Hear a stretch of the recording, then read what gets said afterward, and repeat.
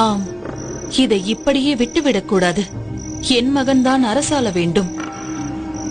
இதை பற்றி மன்னரிடம் பேச வேண்டும்.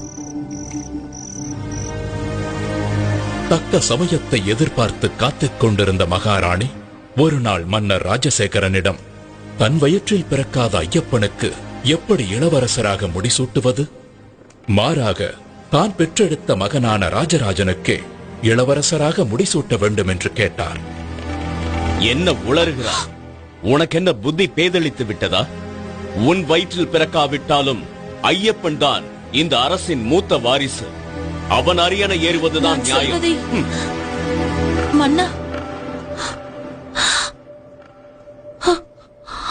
மகாராணியின் வேண்டுகோளை மன்னர் ராஜசேகரன் ஏற்காததால் மகாராணியும் அமைச்சரும் ஐயப்பனை அரியணை ஏற விடாமல் தடுக்க அமைச்சரின் யோசனைப்படி அபாயகரமான ஒரு வேலையை ஐயப்பனுக்கு கொடுக்க திட்டமிட்டார்கள்.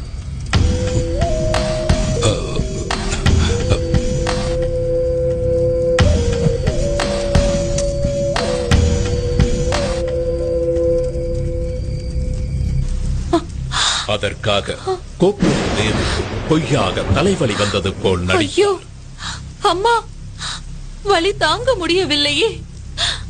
மன்னா, வலி தாங்க முடியவில்லை, வலிக்கின்றது.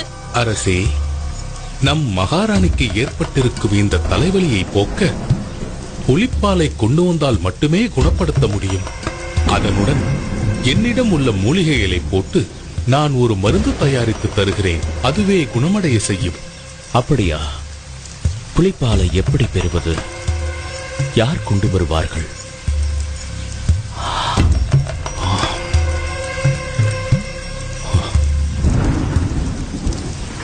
தந்தையே, தாயின் தலைவலியை போக்க நானே காட்டிற்கு சென்று புலிப்பாலை கொண்டு வருகிறேன்.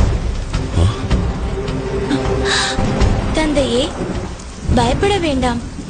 என்னை காட்டிற்கு செல்ல அனுமதியுங்கள்.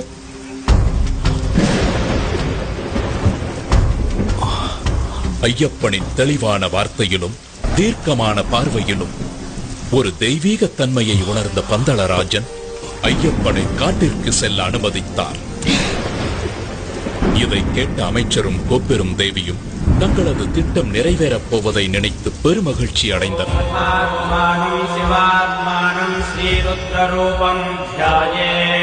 சிவபக்தரான மன்னர் ராஜசேகரன் ஐயப்பனை வழி அனுப்பும் முன் ஈசனை வழிபட்டு முக்கம் தேங்காய் ஒன்றை இறை கடாட்சமாக எடுத்து ஐயப்பன் கொண்டு செல்ல கொடுத்தார்.